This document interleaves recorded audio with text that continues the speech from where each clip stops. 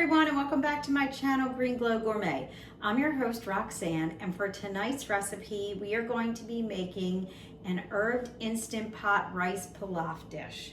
So I have a lot of leftovers, and sometimes when I have a lot of leftovers and I don't want the food to go bad, I just come up with a recipe. I look for something online that uses the ingredients that I have left over in my fridge, and I try it and just mix it all together and see how it turns out. So this is what we're gonna do tonight because I have a lot of leftovers.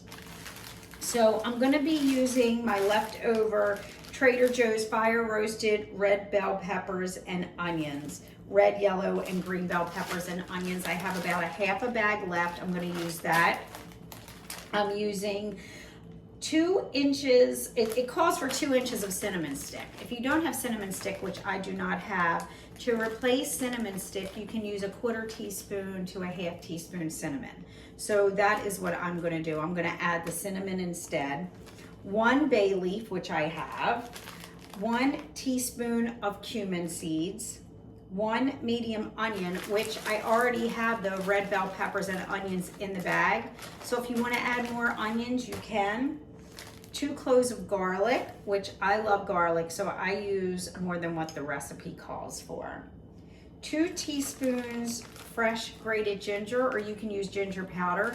I'm not big on ginger, the taste of ginger, so I'm just gonna use about a teaspoon of ginger to add to the recipe. You're gonna add 1 cup of rice. You can use brown rice, basmati rice, jasmine rice. I always buy organic rice, and before you put it in to cook it, I'm using the Instant Pot, so this obviously, due to the recipe name, Instant Pot is in there. It's gonna be quick, it's gonna be easy. Always buy organic rice and rinse it very well before you cook it. 1/2 cup of frozen corn, 1/2 cup of frozen peas. It calls for red bell pepper. Again, I have this bag, so it makes it so easy. I don't have to dice and chop and buy separate ingredients. 1/2 cup of finely chopped fresh dill. I just have the dill weed that I'm gonna use, and I'm not using as much as what this recipe calls for. A 1/4 cup of cilantro. I'm using about 2 teaspoons, 2 tablespoons lemon juice, and then salt and pepper to taste.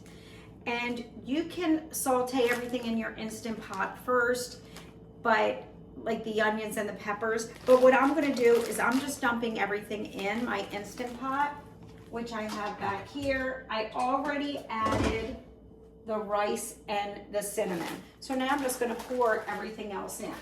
It really does not get much easier than this. I'm adding in the dill, the ginger, the cumin, the bay leaf. I also added 2 cups of water in here. Remember, you cannot cook in your Instant Pot without adding at least 1 cup of liquid.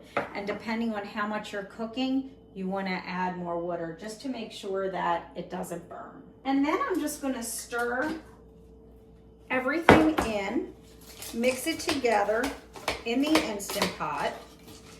I have liquid in here. I'm making sure that everything's covered.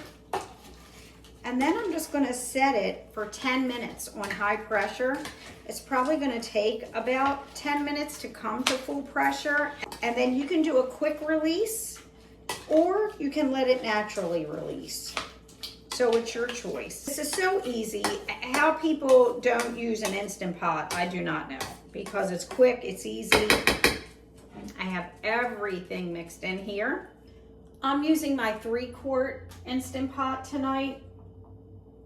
You can use the larger one if you want it.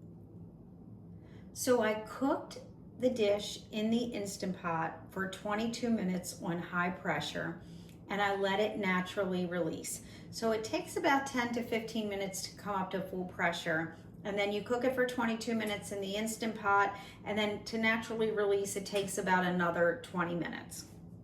And then I took it out, and we are going to try a bite. It looks delicious. I did add some pepper to it as well. Very good. I can taste the cinnamon that I put in here. You do take the bay leaf out. You do not eat the bay leaf. You just use it for flavoring. If you're interested in learning how to add more plants to your diet, please go to my website at www.greenglowcoaching.com. And if you have any comments, please like, share, and subscribe to my videos. I answer all of your questions.